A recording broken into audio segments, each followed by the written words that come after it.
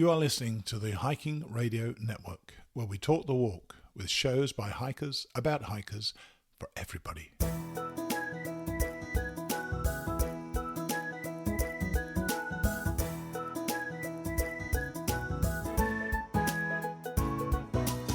Mighty Blue on the Appalachian Trail, the ultimate midlife crisis. Join Steve and his guests every week as he staggers from Georgia to Maine.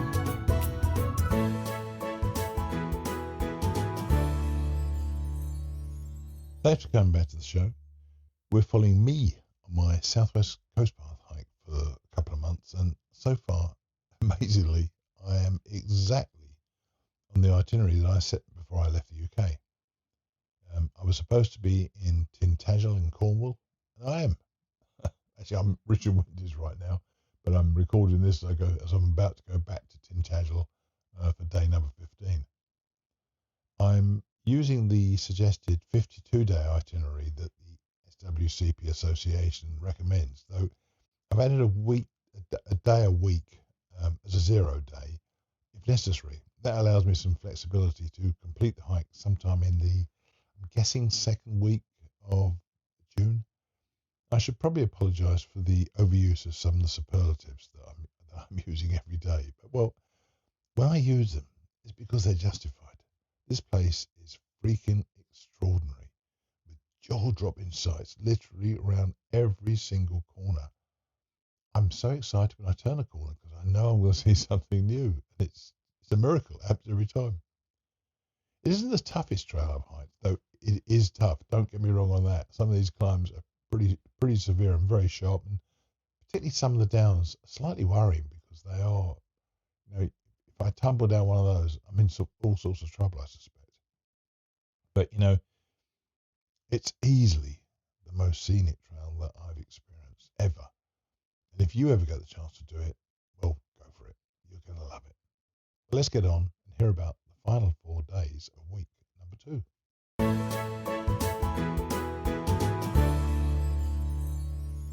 Day 11, Clovelly to Hartland Key, 10.3 miles. I had a wonderful evening with Rich and Wendy. They are such wonderful friends of mine. And, this last 4 days, I've spent each night going back to their place. And yeah, it's not the toughest way to hike.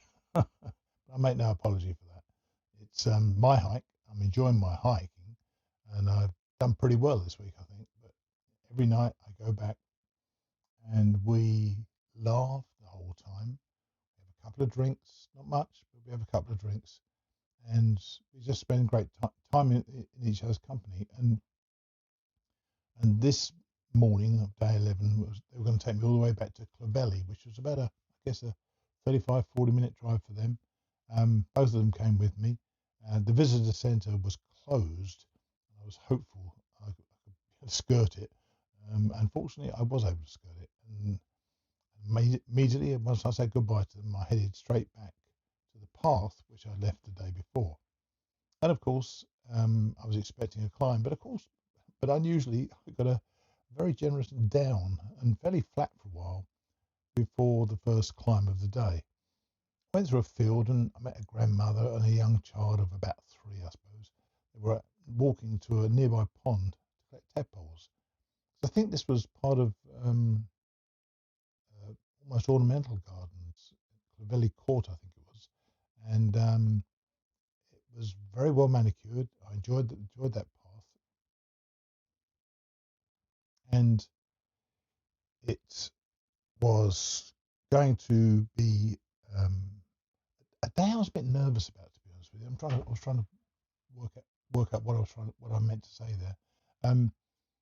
I think the previous day had been such a disaster for me.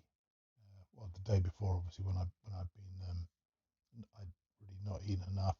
I took the day number 10 off and wasn't doing any hiking at all. So going back into it, I can't help it. I should be experienced enough to know that I can handle this stuff, but I really was nervous when I started. So to have this nice, easy path to start with was a real treat for me. Then there was a short climb up through woodland once more, and the signs of spring are all around. And Wendy, my friend, told me that there's tons of flowers going to be coming in the next 2 or 3 weeks. So I'm really looking forward to that. And there are plenty of little glades and dells with bluebells and cowslips and more plants I can't identify. But each day there's more and more flowers there. Wendy had she had packed a food box for me because I didn't have to carry much. I didn't have to carry my tent or a sleeping bag or anything like that. And she packed me a lunch, which was pretty cool. And with a steep down to come, I had a banana before I went on my way down. I've noticed particularly the last few days, there are plenty of steps, courtesy of the trail maintainers, of course. They've been beautifully done. You can quite a lot of these steps you can take one step at a time as opposed to stepping down then having to bring your other foot down with it. You can do one step at a time and keep going down. And that allowed me to get down into these deep clefts and then these big climbs up. Quite straightforward actually, because the steps just make it easier for you to make your way. I headed down into a very deep cleft. It was a bridge and then a climb again up to Windbury Hilltop Fort. Well, apparently it was Windbury Hilltop Fort. I never saw it. It was an Iron Age fort, and apparently you can see some of the, some of the rocks that still left there. But this coast has got quite a few of these hilltop forts. I haven't actually seen one yet, but I'm told they're there. And having gone through the more formal gardens, I suppose, almost, I was up onto pasture, and I really enjoy walking on pasture because it's a bit like the Balds in southern Appalachian Trail. You're walking through a meadow at the top of a cliff, and it's very dramatic. And there was probably 3 or 4 miles of this walking through pasture on the edge of the field, mainly pasture, but sometimes it was ploughed fields. But nearly all of the fields were empty. There were no sheep or no cattle, but there was evidence of both sheep and cattle at some stage because they seemed to gather around the entrance to the fields and leave their deposits, so to speak. Just short of Heartland Point, I found a perfect spot for lunch with a view down into the cove, protected from the wind by bushes on either side. And then I got really stuck into the lunchbox that Wendy had packed me, and I ate all my lunch like a good little boy. And of course, I knew this already. You need to keep your food up. You're burning so many calories, on these hikes. And I just hadn't been replenishing those calories at all. But Wendy was determined. I think Dana had called her and said, "You've got to make sure you feed him as much as possible," and she has been. I've been eating like I'm a condemned man. So I then headed towards Heartland Point. And Heartland Point is where the coast curves round. And instead of going, as I had been, from east to west, it curves around and takes you from north to south.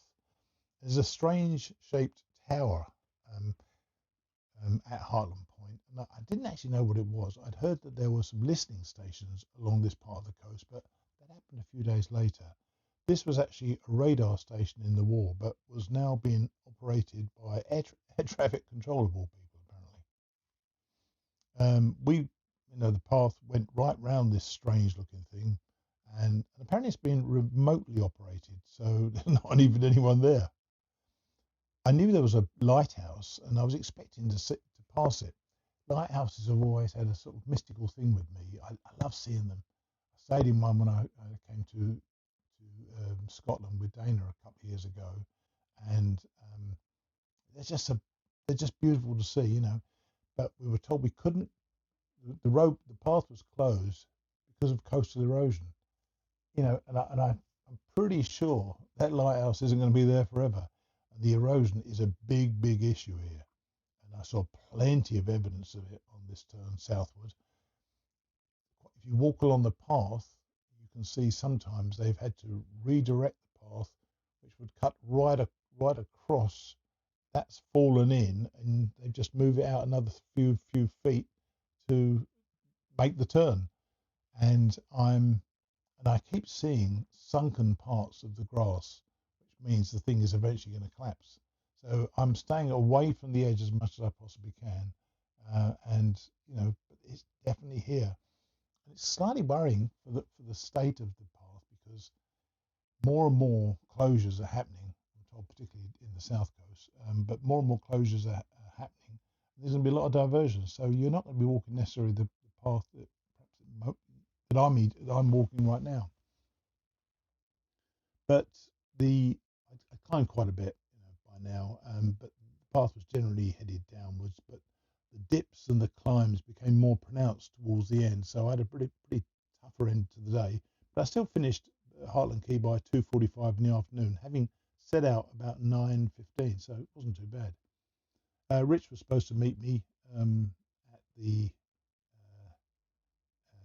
quay. I completely messed up where I was supposed to meet him, so I went down to the lower car park as opposed to the upper car park, and had a drink in the pub, of course.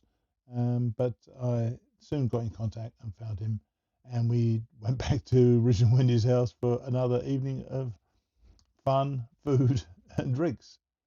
So that's the end of day number 11.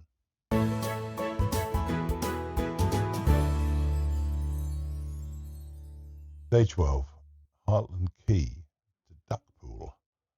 About 11.5 miles, I think it was. The plan wasn't, the original plan in the book was to do 15 miles from Heartland Quay to Bude, and this was rated as severe. We had easy, moderate, strenuous. Now we're getting severe. And I wasn't sure that I was going to make it. The weather was pretty meant to be pretty rainy from about 10 o'clock in the morning, so I was a bit concerned that the ups and downs that we were promised were going to be quite slippery and quite dangerous, especially as there'd been so much rain in the area in previous months rather. So the plan I decided on was going to be, I was going to stop halfway at a place called Morwenstow just to regroup and decide what I was going to do going forward. And, once again, when you're on a hike, you think on the fly. And that's what I was trying to do, because I was going to either then go on all the way to Bude, which would have been, as I say, a 15-mile day, or stop a bit short where Richard and Wendy could pick me up at Duckpool. And I didn't want to make that decision until I got to Morwenstow. That's where we started. But it didn't work out that way, although, well, kind of did, but kind of didn't. You'll see. The day started out far nicer than I was expected. It was quite warm, and we knew rain was coming at some stage, but it didn't hit us certainly in the morning. And I started climbing, pretty innocuous. It wasn't difficult at all. Then there was a flat path for about half a mile, and after the flat path, there were two choices of routes. There was either the valley route, the coastal path, or the unindicated but clear coastal path, which was going to take me back up out of the valley and higher on the cliffs again. Now I could have taken the valley route. I chose not to, because I kind of want to feel the whole the path experience with the wind blowing in my hair and everything. So it was a stiff climb. But then there was a long flat path at the top, and I'm thinking, when is this going to get severe? I passed a plaque to a wreck of a ship called the Green Ranger, and apparently this ship, you can still see it at low tide, although the tide was in at this stage. And I've seen several recognition of wrecks on the path so far. So these waters must be really dangerous, or maybe they were in the past. And what I thought was kind of a nice thought, they took the deck, I think the plank from the deck, made made a bench out of it at the top, which is pretty cool. Now, I've been using All Trails, the app, to guide me on this trip.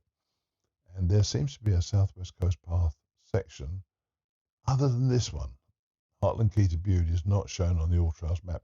And what you can see on All Trails is the upcoming terrain, so you know what to expect and you know when you're going to start getting the hills. So what I actually did, I just started to navigate myself from the All Trails app without knowing where I was going, so that profile I was hoping to see going forward was being built as I was doing it. So everything was unexpected for me. And it's funny actually, I want to know what's coming. You know, some people say you shouldn't, don't worry about the path is where it is. You should go up, go down, whatever you face. But I think sometimes you need to get yourself in the frame of mind for a series of climbs, or even know how high the climbs are going to be.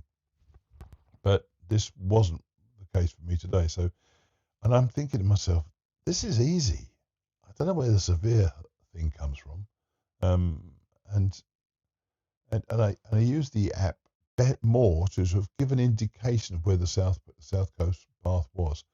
I could see by zooming in on the app that the path most naturally followed the coast. I would follow that path, and it did help me a few times because I was about to turn right as I'd expected on the coastal path, but I turned left because that was kind of indicated on the app. And indeed, I got to a small road, turned right, and it was on the coastal path. So that's kind of worked for me there.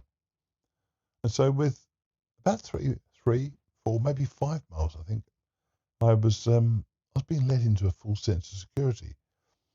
And it looks like from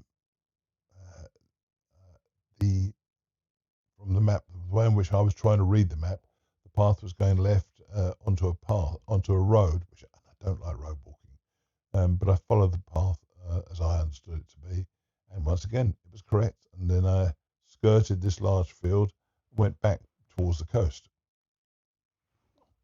and then there was this perilous downhill into Welcombe Beach, and it was a lot of steps.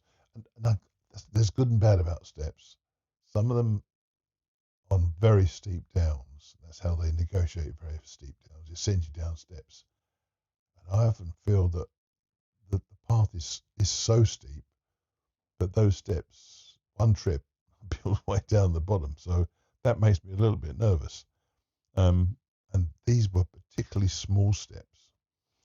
There was a car park at the bottom with a few sightseers hanging around, and looking ahead, I could see that the worst was about to get started. So it was a full sense of security. And over the next couple of hours, I saw why the path was rated as severe, with several heart-bounding climbs. You know, I could cope with them because they were short and I could see the top. And I hadn't realized how important it was to see where the summit was. You know, I know in the when I've been on the Appalachian Trail climbing mountains, all these false summits, and you seem to be climbing forever. In this path, I started to get the feeling I could start my descent, knowing that I'd be coming up the other side. So from where I was at the top of the descent, I could look across to see the top of the ascent. And none of it was too troubling for me. I thought to myself, well, yeah, it's going to take me a while to get up there, but I stop every couple of seconds, maybe every 20 or 30 seconds on these ascents. But I know where they're going, and I know how I'm going to get there. That knowledge of what was coming up, from actually seeing it, was very helpful. So I was going well, but I was concerned that I hadn't reached Morwenstow. And I thought, 9 miles, 9.5 miles, I should have been at Morwenstow 2 hours ago. And I came to this plaque and kind of guide to the hawker's hut, which Wendy, my friend, had told me there was this hawker's hut, and I should look at it if I could. And I picked out my phone to take a picture of the hawker's hut. I got a message from Wendy saying, "You must be near the hawker's hut," because I've shared my location with Wendy on this trip, so they can know where I am, so they can plan to come and pick me up. And it was this hawker's hut. I went down there. beautiful little place out of the wind, just to sit around, open with a door open to the elements. But yeah, nice little spot. And it's right in the cliffside. And then further along, I found Robert Duncan's hut. Robert Duncan was apparently an author who lived nearby, and I think he was a poet actually. And he would come to this hut and he would write poems, and that's where he would do his writing, with this magnificent view out to the ocean. And they allowed they keep the hut open. It says Robert Duncan's hut is open. So I went inside. There was a desk he used, and there was a bit like the trail journals you got in the Appalachian Trail shelters. This little journal to write your name in. So I wrote Steve Mighty Blue Adams, and I said what a great location it was. And then it started to rain, and then it started to rain. Really, it went on and on and on, and it didn't let up until I got to Duckpool 2 or 3 miles later.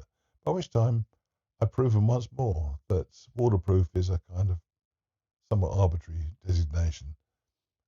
To be fair, I wasn't soaked through, so that was good. So my waterproofs have stood up pretty well, but I was damp all the way through. But I was warm because I was walking, and Richard and Wendy met me at Duckpool. So having missed Morwenstow and not being able to reassess, I got myself to Duckpool in the end, which leaves me a longer hike tomorrow, which is the hike from Duckpool instead of Bude to Crackington Haven. But you know what? I'll face it when I come to it. So that was the end of day number 12.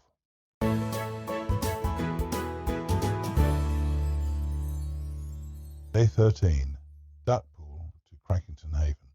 About 14 miles, I think it was. The day opened with rain, and it had been raining pretty much non-stop-ish for the previous 12 or so hours, I think it was, maybe more than that actually.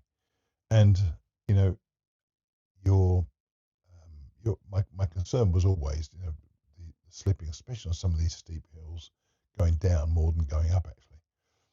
And it started to ease, and the forecast said it was going to ease, and by 8 o'clock, when we were just heading out, it stopped, and we never saw it again. In fact, it was a beautiful sunny day. So once again, I've been so lucky with the weather. The previous day we'd had rain, but it was near the end of my hike, so I'd had most of the day without any rain. It is true though that hiking is so much better, so much easier without having to pull on and pull off rain stuff. Particularly, staying comfortable, staying in your comfort zone. Rain takes me out of my comfort zone when I'm hiking. There's no question about that. But the plan was that Rich and Wen were going to walk with me today at separate times because there was just the one car. So we drove to Duckpool again, and Rich walked with me first while Wendy drove on to meet us at a place called Sandymouth. We've come to an area now around Bude where there's lots of beaches, lots more accessibility, which I'm looking forward to, I must say, more and more. Much as I've enjoyed the northern part of Devon, the northern part of Cornwall and Devon, accessibility to beaches and being able to get, I don't know, a coffee or something like that is going to make things a little bit easier going forward. So Rich and I did about a mile and 3/4, I think it was. There was 2 good ups, 2 good downs, and he coped with it really well, and kept up with me, kept chatting, and we had a nice little walk together. Got to Sandymouth, and I don't think I've ever mentioned him on this show. A big friend of mine died about 5 years ago, Jimmy, and he and his wife Bet were dear friends of mine in the same way that Rich and Wendy are dear friends of mine. And when Jimmy died, his ashes were brought by Bet, his widow, and Richard and Wendy to this place at Sandymouth, and they were scattered in a little corner of the beach, in the water, in a little corner by the beach. And we walked down there, the waves crashing around. It took a couple couple of photos, but mostly I stood and remembered my friend. There's something about the sense of place that I find. I can go, for example, to my parents. My parents' ashes are interred, and I feel closer to them there. I felt the same thing, even though I know the ashes, he's dead, he's gone. I just feel it was a lovely couple of moments while we just stood, looked at the waves crashing, and then that's where our dear friend was.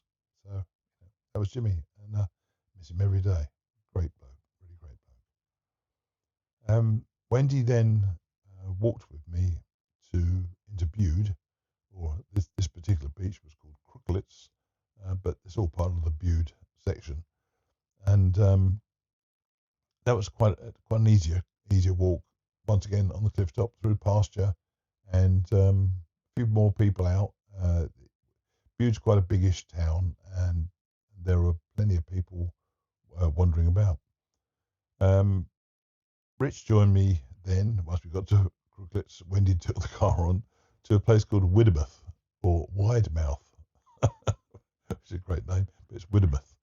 And once again, we met up again, and then both of them walked with me to a place called Black Rock, which was basically the end of the Bude beach.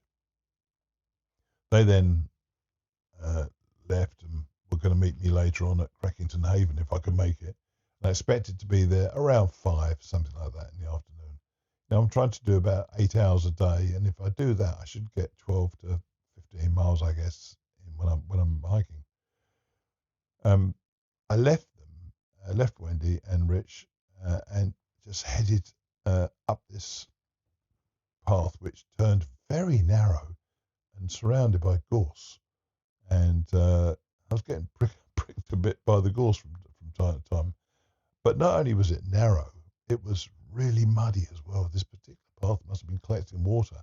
And I skidded a few times, but didn't go over, and I managed to get through it. It was quite unpleasant, actually. I didn't particularly enjoy it. But I got through, came down to this, once again, a little down into this tiny little cove where there were about 2 houses. There didn't appear to be anybody there at all. There was nowhere to get a coffee. So I started walking up again, and it was on a road. And the roads in this part of the world, particularly down into these small coves, are one car wide. And I was really concerned with how dangerous that could have been. As I approached a corner, because they drive on the left over here, as you probably know, I would go to the left, so I would be facing the car coming my way on its outside. But there was no incident. There were no cars down there, and the reason I suppose there are one-track roads is that hardly any cars go down there because virtually nobody lives there. And as I'm walking up, I can see there's a field ahead, pasture ahead.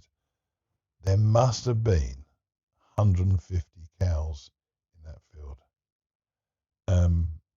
I wasn't sure about that. I don't think cows are dangerous. Apparently, 7 people were killed last year by aggressive cows. Seems a lot to me. 4 apparently were farm workers. But I could see these cows there thinking, oh my God, that path looks like it goes straight through the middle. And they're all hanging around the path, waiting to beat me up. And it's funny the things you think about when you're walking along hiking. And not that I got fearful of it. I thought, I'm going to try to avoid it somehow. I'm not sure how, but I'll see how it works out. But I noticed on some of the forums, on Facebook forums I've seen on Southwest Coast Path, people do talk about this very real fear of cows, and aggressive cows in particular, obviously. So I don't take it lightly. I'm going through this, I get off the road, thank God, after a while, and start walking into this field, and another field, not filled with the cows. There's no cows there. And I skirted the outside edge of this field, and suddenly it just dived into a woodland path. Beautiful little woodland path with lots of new flowers to check out. and crossed a stream on a bridge. Saw a couple of women there trying to pose for photos with each other, so I offered them to take a photo of them, which they accepted. And I started heading up again, and I know I'm coming to coming towards that field, and then suddenly the path ducks out of the woodland, and I'm in the field, and the cows are all on the ridge. I felt like they all turned around and looked at me because they're all looking my way, but they stayed up there. The path I'd seen was, I don't know, it was somebody may have walked across there. It just looked like a path up there. But the path that I was on, and the Southwest Coast Path, thankfully was skirting this field and skirting these cows. I know I may sound like a bit of a wuss, but the idea of hundreds of tons of beef wandering around near me doesn't fill me with a lot of joy, I tell you. So I headed on up and skirted the path and skirted the field and got out. Fortunately, the cattle just looked at me and then ignored me. Happy with that. Then there were lovely pasture paths again alongside the cliff top before the descents and ascents started again. And I could see they weren't looking on the map. The upcoming ascents I could see didn't seem that bad, though they were quite tricky. Let me tell you, I had a really tough one going down, and then at the bottom I could look up. I couldn't see the top. It looked so steep. There were these horses perched. I don't know how they were doing it, standing at such a strange angle, eating grass halfway up the hill. But I eventually got there. Once again, it isn't too far. That's the thing I keep sticking with. This is not going to be a 2-hour slog. It's going to be at worst a 15 or 20-minute slog, and I can handle all that. Well, another couple of ups and downs, and then I had the best 30 minutes of hiking of the trail so far. I came what looked like a steepish down, but it wasn't. It sort of flattened out and took me along this kind of mini ridge between the coast on one side and then a valley on the other side. Actually, this area was called the Cleave, so I suppose it was a cleft on the left, and just an absolutely idyllic hiking spot. The path was wide enough. There were gorse bushes around. You could see over those gorse bushes and see this great diversity of water, and then the valley down below with some sheep. And as I started going along, I thought this down's quite easy, and then suddenly I started going up again. I must have misread the map, but it started going up and up and up. And we're going along this ridge, as I say, on a promontory sticking out to the sea, going up and up and up. And I thought, oh my God, when are we going to start going down again? And suddenly it turned over and started the slow descent through some switchbacks into Crackington Haven. It was absolutely glorious. I actually sat down twice on a bench on the way down just to take in the view, and I actually videoed the view of the Crackington Haven and the cove into which it's set. But what a beautiful half hour, and what a beautiful day. Ended in glorious sunshine. Found a pub, and Rich and Wynne were there, and we headed back home again. So that was the end of day number 13.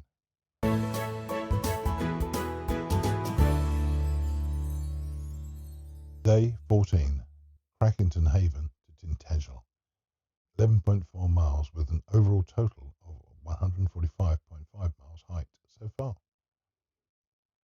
I was going to meet one of my previous guests today. This was Andy Hood, who we'd met on the show, I don't know when it was, a year or so ago, maybe a bit longer than that. And Andy is a big advocate for men checking themselves out for testicular cancer. He had it, he's battled through it, and he's come out the other side. Raises money and raises awareness, more importantly, the importance of checking for testicular cancer. He wanted to come and have a little walk for a while, and this is lovely. must have driven about an hour and a half from Barnstable to spend an hour and a half walking with me, and then running back to the start, and then going home to see his family. And I so appreciated that. We said we'd meet about 9 o'clock. Um, and when Richard and Wendy and I turned up there, Andy was there. And it was like we were old friends. We'd never actually met in person, but thing is, we have a mutual bond, and we walked together for, I don't know, say it was about an hour and a half, chatting constantly. He's a really thoughtful, intelligent guy, and passionate about what he does, and he loves the podcast as well, which is nice. And we just had a good time. We chatted constantly, and then he was about to go, and we took a couple of pictures and so on. He said, Steve, we've walked now for about an hour and a half, he said, and he said, you haven't had any water at all. He was right. I hadn't touched a drop. And I know I should, and I know I keep berating myself for forgetting, but I just don't think about it sometimes. I'm not sweating profusely most of the time, but I know I should drink more water. And he said he has a system, basically. He's got his watch, he sets himself an alarm every 30 minutes, and when that alarm goes off, he drinks water. So for the rest of the day, I did exactly that. I set an alarm, and it's surprising how quickly 30 minutes comes around when you're hiking as well. So it was a good reminder to me. I took a sip literally every 30 minutes, and sometimes slightly more, and that really helped me keep on some sort of even keel throughout the day. So thanks, Andy, for that. On the way, we met this woman coming along called Lindsay. She's under Lindsay Hiking, Linzi Hiking, or Lindsay Hikes. She the healthiest human being I think I've ever seen in my life. She's hiking the entire coastal path of the United Kingdom. She started, I think it was 90 odd days ago, in Greenwich, London. She's walking, in our case, she's walking the other way around from us. She's walking clockwise around the UK. And everything about her exudes health, happiness, and a fabulous curiosity with the world. In fact, she started filming us while we were talking to her. And check out Lindsay Hikes, though. She's a trip. She really is. So Andy and I left her, and we continued along, and then we met a couple of ladies of a similar age to me who were hiking in sections. But, of course, they were faster than me. I kept excusing myself, saying I was older than them, but it turns out they're about the same age as me. And then Andy went, and Andy had gone by then, that's right, yeah. In fact, I think he left just as the ladies were coming up to us. But I was seeing more people on the trail today. I suppose it was a Sunday. It was a lovely sunny day as well, so that probably helped.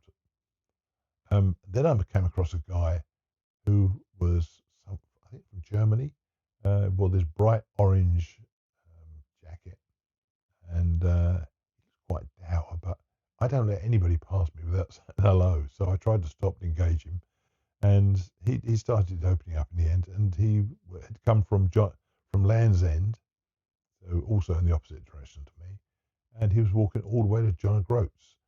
Now, Land's End is the southwestern tip of the United Kingdom, and John O'Groats is the northeastern tip in Scotland.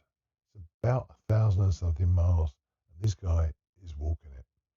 And he looked like he was having fun, although, well, he said he was having fun, but he did look like he was having a lot of fun, but, he was going uphill at the time, I guess. The first part of this trip was from Crackington Haven to Boscastle. That was going to be the main first stop of the day. And it kind of peaked in the middle where Andy hiked to the top. And then for the rest of the way, it was relatively gentle going downhill. And so even though there were two good climbs, and they were actually longer climbs than the previous day, they weren't too bad. And I've got to grips with these climbs, as I may have said probably several times in this show, because you can see the top of where you're going to have to go up after you do your big descent. You know roughly how long it's going to take you. There are no false ascents here, so no false summits here. So it's very useful to be able to see where you're going to be going when you go back up again. I met up with Brian, the another through hiker who I met a few days previously, and he and his mates were from Guernsey. His mates have gone back now. By the way, Guernsey is one of the Channel Islands between England and France. It's a British protectorate, I believe it is. We chatted, and he's faster than me, but we chatted and went to the Boscastle Farm Shop for coffee, which is still at the top of the hill before the walk down into Boscastle. I strongly advise you to go there. If you do this trip, go there. It's about 50 yards off trail, and it is fabulous. I had a nice black coffee, and I had a full clotted cream tea, having just eaten the sandwiches that Wendy had prepared me. This is guilt-free eating yet again. Unfortunately, the clotted cream, as it sometimes does, and I'm going to avoid too much information here, did have something of an impact upon me. And on the way down, I had the feeling that I needed to use the facilities somewhere. Fortunately, down in Boscastle, there was another tea shop. So I popped in there, had a cup of tea, and used the facilities. Happy days. I had arranged to meet Richard and Wendy about 3 miles after Boscastle, and they were intending to walk with me for a bit. They had a loop path to walk around, and then they'd meet me a little bit later in Tintagel. And the hike from Boscastle to Tintagel is only about 3 minutes anyway. But the views on the walk out of Boscastle, I've said this too many times, but I use the word stunning, beautiful, spectacular. But they're the words to use. They are just glorious. And I kept taking pictures. Boscastle was the scene of a horrific flood back in 2004. And the whole place has been rebuilt. It's a beautiful little Cornish village once more, and I love to see how the community has recovered down there. But I was taking just tons and tons of pictures. And there was more sort of edge of the cliff stuff, along sometimes compacted paths and sometimes within pastures. And they got me to the meeting point with Rich and Wen, I don't know, about 20, 25 minutes late. But they're so relaxed. They didn't complain about being late at all. They were just lying on the grass as I came along. And being locals, they showed me something I'd never have seen if they weren't there. They took me down a little side trail off the path for about 50 yards to show me a spectacular waterfall. I'd have totally missed it had I been just carrying on the path that I was on. The walk was far easier now, and we walked and talked for about 20 minutes before we split off. They went back on their loop. I carried on to Tintagel. And there was only about another 45 minutes to go, I think. And Tintagel, which is I believe, the home for the Round Table from King Arthur and the Round Table. I know it's a mythical thing, but it's a pretty magical looking place. It's got this big island connected by a suspension bridge, which I didn't go over, and it's not part of the trail. And that's where the ruins of the castle are. But for hikers, the trail drops us at the bottom of a very steep climb into town. But there's a Land Rover that for £2.50 a pop carts us up to the town, and I will be taking that down to the trail tomorrow. That is the end of day number 14, but I just can't finish this day without mentioning my son Rob, who passed away a year ago this very day. I'm thinking about you all day, son.